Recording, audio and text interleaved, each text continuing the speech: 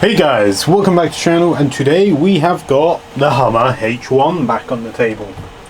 So, some of you may have seen this before on the channel, some of you may have not. This is my Kyosho Hummer H1. This is a magazine built car. So, I personally didn't buy it, I personally didn't build it, but I bought it off eBay second hand. And well, when buying things second hand off eBay, you end up finding they're very broken. So what I've started to do is I have started to try and fix a few of the issues. One of the issues mainly being some of the plastic supports in it are all broken, so I've tried to reinforce them. One thing it was originally missing was actually the windshield. So I've been mocking up 3D printing an insert to go in and try and replace the original ones. This just needs a tiny bit of tweaking, hence why you can probably hear my 3D printer running in the background with the new and improved window being printed.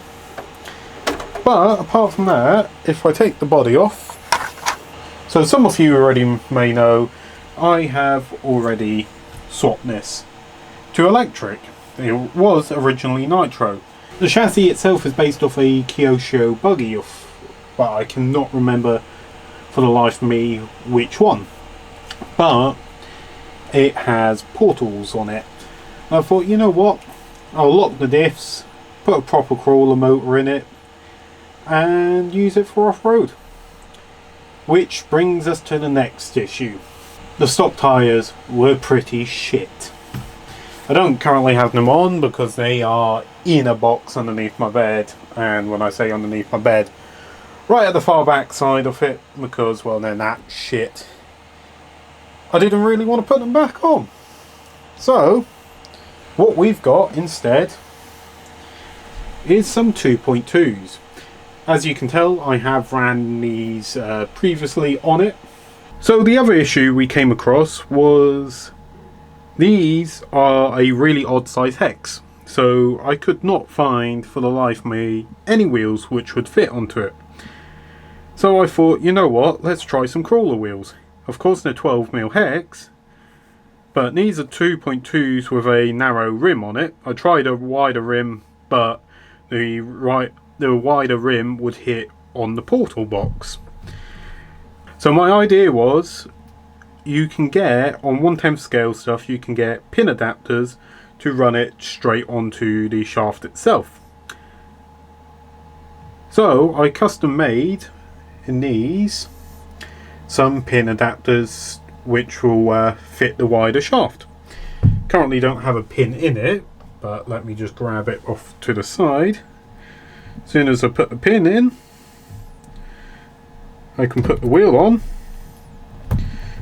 That will lock it in place, and then I had to modify the wheel nut they came with by grinding it down a little bit, just so it would fit in between the lug nuts.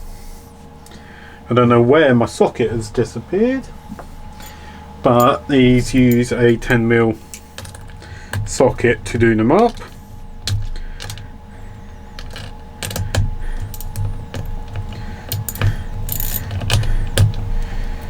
And boom, we've got 2.2s on it, which then led to another problem. The other problem was wheel clearance. So it now looks nice and scale with these on, but it will rub on the body, and when the hood's actually on, it rubs on the hood as well. So I thought, you know what it needs is a lift. So I spent a little while designing new rock sliders. The original body mounts bolt through 4 holes here, and then you've got 2 holes for the body posts. I thought, you know what, I could probably lift this plate up. So I designed these rock sliders. I can't remember exactly how much lift I added to them, but as you can see, they sit a considerable amount up, or a considerable amount more up off the chassis. So enough chit chat, let's get these on because I need to countersink these holes. So it's a nice smoother transition instead of like the original ones where the screws would get caught on. And let's see what it looks like afterwards. Let's go.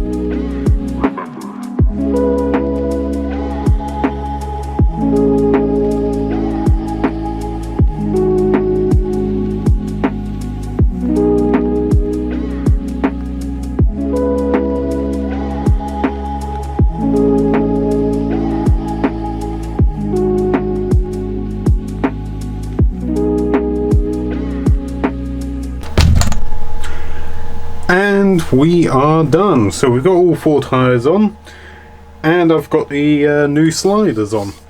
So I kind of messed up. I didn't realise they are different each side. So if I get the original ones, so you can see one's got the cut out for the exhaust, the other one hasn't. If you have a look at the mounting bolt hole locations, these two are the same, these two are the same, that one's offset, and then these two are the same. So currently one side is being held on by 3 bolts, the other one's being held on by all 4, which to me that is good enough for what I'm going to be using it for. So the next thing is to actually show you the height difference. So if I get the body back, what I do need to actually do is try and remake some of these body mounts, because the body mounts themselves are rubber, and well, the rubber's split over time, so the body doesn't, you can't exactly keep the body on with normal body pins anymore. Like, it's just popped out again.